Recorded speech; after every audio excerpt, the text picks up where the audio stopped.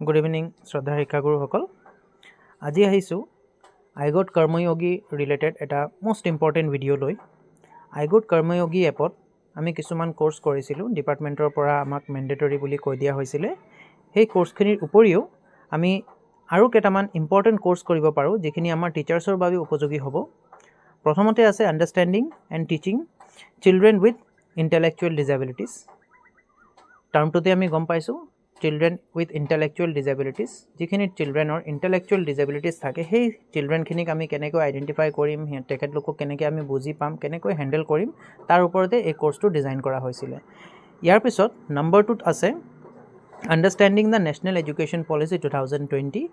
yes national education policy এটো আমাৰ কাৰণে ইম্পৰ্টেন্ট হয় বিকজ ন্যাশনাল এডুকেশন পলিসিৰ দ্বাৰাই বা এনইপি 2020 ৰ দ্বাৰাই আমাৰ শিক্ষা ব্যৱস্থাত যিখিনি পৰিৱৰ্তন আমি ইতিমধ্যে দেখিবলৈ পাইছো এফএলএন আহিছে ইসিসি আহিছে আৰু বিভিন্ন ধৰণৰ ট্ৰেইনিং আহিছে এই গুটেখিনি ন্যাশনাল এডুকেশন পলিসি 2020 বা এনইপি 2020 ৰ আধাৰত হৈছে সেইকাৰণে এনইপি 2020 ৰ বিষয়ে জনাটো খুবেই প্ৰয়োজনীয়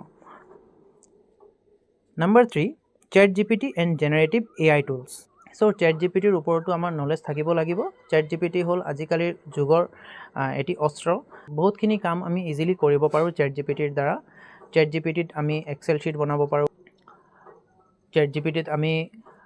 PowerPoint প্ৰেজেন্টেচন বনাব পাৰো বিভিন্ন কাম আমি ChatGPT ৰ দ্বাৰা খুব কম সময়ৰ ভিতৰতে কৰিব পাৰো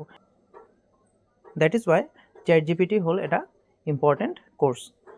সো আমি ChatGPT কোৰ্সটো কৰি ললো আমাৰ কাৰণে ভাল হ'ব ইয়াৰ পিছত আছে ইমোশনাল ইন্টেলিজেন্সও এটা ইম্পৰ্টেন্ট টপিক হয় যেটো আমাৰ টিচাৰ্ছৰ বাবে বিশেষকৈ প্ৰয়োজনীয় হ'ব বিকজ এইটো বয়সতে আমি লৰা ছোৱালীৰ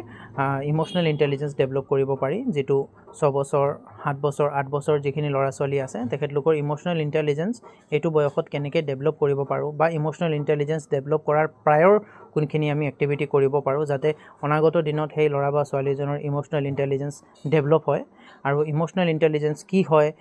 কেনেকৈ ডেভেলপ কৰিব পাৰি এই গুটেখিনি কথা আমি এই কোৰ্সৰ মাধ্যমতে জানিব পাৰিম বুলি আশা ৰাখিছো ইয়াৰ পিছত আছে আমাৰ স্ট্ৰেছ মেনেজমেন্ট যেটো মোস্ট ইম্পৰ্টেন্ট হয় আজিকালিৰ যুগত স্ট্ৰেছ মেনেজমেন্টৰ যেটো কোৰ্স আছে তাৰ দ্বাৰা আমাৰ স্ট্ৰেছ কেনেকৈ হ্যান্ডেল কৰিব পাৰি এই বিষয়তে আমি এটা